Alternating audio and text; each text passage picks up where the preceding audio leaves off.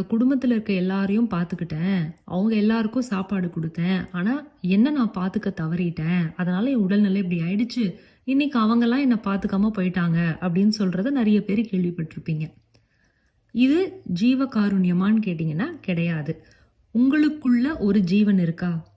அந்த ஜீவனுக்கு உங்களுடைய உடல் பொருத்தப்பட்டிருக்கு இல்லையா? அந்த ஜீவனுக்கு நீங்க கருணையா இருக்கீங்களா?